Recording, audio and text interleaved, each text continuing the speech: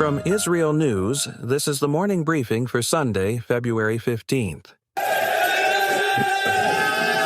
In Israel, police rescued 2 female IDF soldiers in Bnei Brak after they were surrounded and chased by a large crowd in an incident that authorities said escalated into disorder and attacks on police. Israel police said the soldiers were extracted safely, and that rioters later overturned a police vehicle and set a police motorcycle on fire. Police said arrests were made for public order offenses and that additional suspects may be sought. The IDF Chief of Staff, Lieutenant General Eyal Zamir, condemned the incident, and political leaders across the coalition and opposition issued statements denouncing violence against soldiers and police. Prime Minister Benjamin Netanyahu said the perpetrators were a violent fringe and called for law enforcement to restore order. Defense Minister Israel Katz also condemned the assault and called for prosecution. In Gaza, the IDF continued operations as Palestinian officials reported casualties from Israeli strikes across parts of the Strip, including northern areas and Khan Yunis.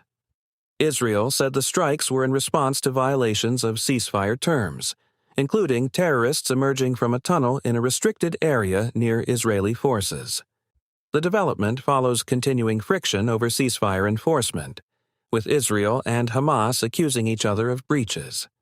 Iran's nuclear diplomacy moved into focus again today, as Tehran signaled it is prepared to discuss constraints on its nuclear program in exchange for sanctions relief, while maintaining it will not give up uranium enrichment.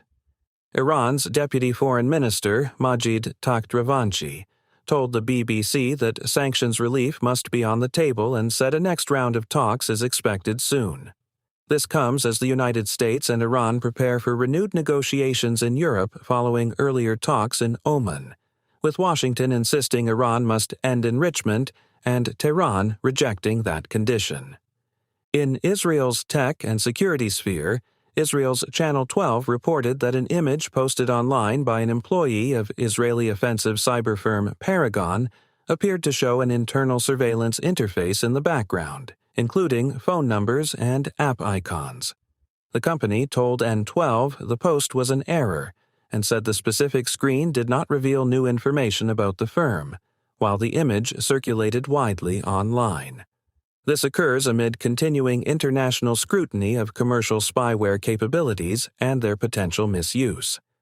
And in Egypt's Sinai Peninsula, the Egyptian Ministry of Tourism and Antiquities announced the discovery of a major rock art site on the Iraq Plateau in South Sinai, described as documenting artistic and cultural layers across thousands of years.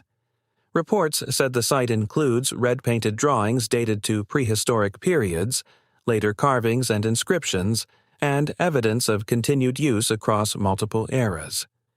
This development follows a broader push by Egyptian authorities to document and publicize major archaeological finds in Sinai. That's the morning briefing from IsReal News.